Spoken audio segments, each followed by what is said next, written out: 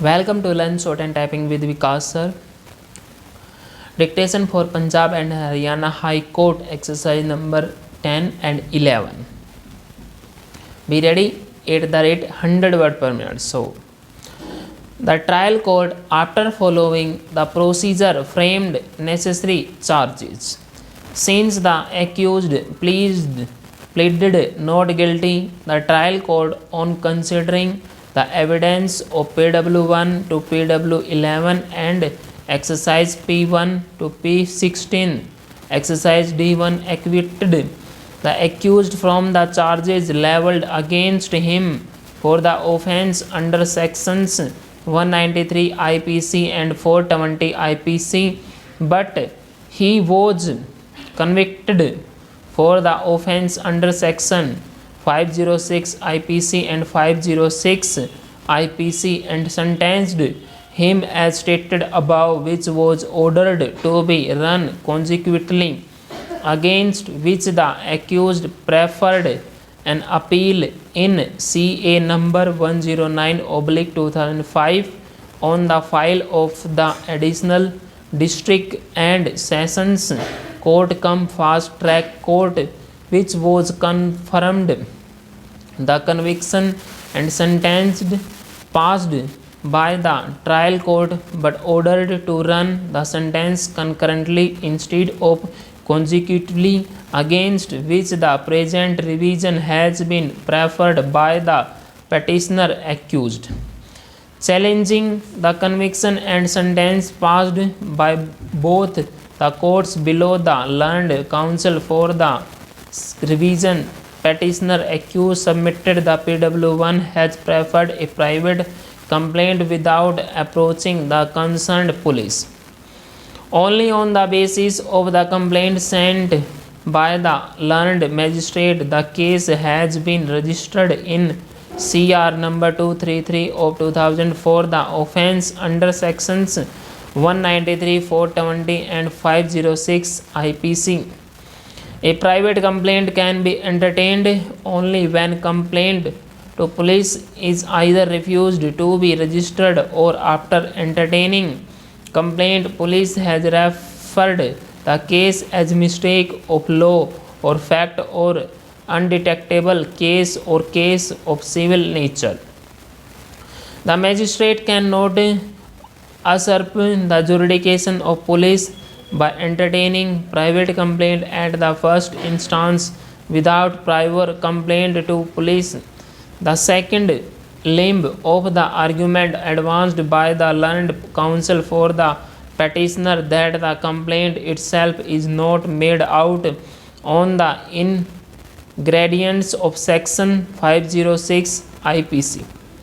The threat should be a real one and not just a mere word. When the person uttering it does exactly mean what he says, and also when the person at whom threat is launched does not feel threatened actually. Empty threats does not prima facie mean that the case under section 506 IPC is made out against the petitioner. To substantiate the same, he relied upon the judgment of this court rendered on 22/8/2008 in CRLOP numbers 17028 of 2008 between Rajan and State, represented by Inspector of Police, Central Crime Branch, Tripur, and submitted that the offence under section 506 IPC has not been made out. So the conviction and sentence passed by the trial court, confirmed by the first appellate court. The appellant has assailed the judgment dated 23/12/2006 and the order on sentence dated 2/1/2007 passed by the learned ASJ in SC number 38/2006, holding him guilty for the offences punishable under section 498A and 306 IPC, while acquitting him of the offences under sections 302 and 304 be read with section 34 IPC.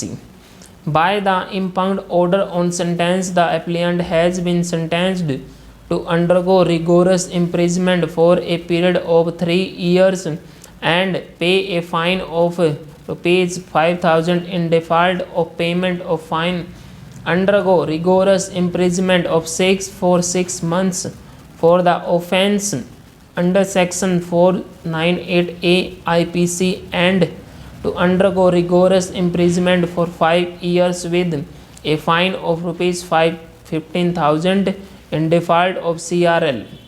At 27/2007, payment of fine, undergo rigorous imprisonment for a period of 9 months for the offence under section 306 IPC. Before proceeding to deal with the arguments advanced by the counsels for the parties, it is necessary to refer to the factual matrix of the present case as excluded out from the narrative in the impugned judgment.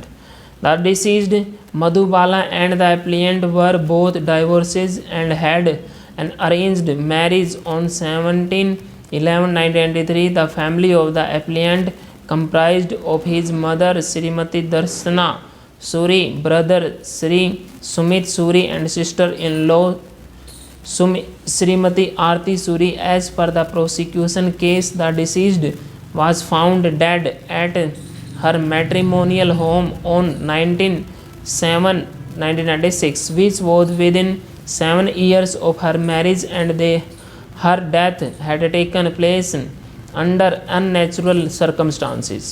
The present case came to be registered on the statement made by Sri Hari Chand Chhabra, father of the deceased, on 19/7/1996 itself. Initially charged for the offence under section 498A read with section 34 IPC, was framed against the appellant herein, his mother, brother, and sister-in-law, and charges for the offence under section 304B read with section B4 IPC and section 201 IPC was framed against the appellant and his mother. Aggrieved by the aforesaid order, the deceased mother had filed a revision petition in the High Court. Wide order dated 9/12/1999, the revision petition was allowed, and it was directed that charge for the offence under section 302/34 IPC should also be framed against the accused. Resultantly, wide order dated 11/9/2000 charge for the offence under section 304B read with section 334 IPC, and in the alternative charge for the offence under section 302 read with section 34 IPC was framed. Full stop.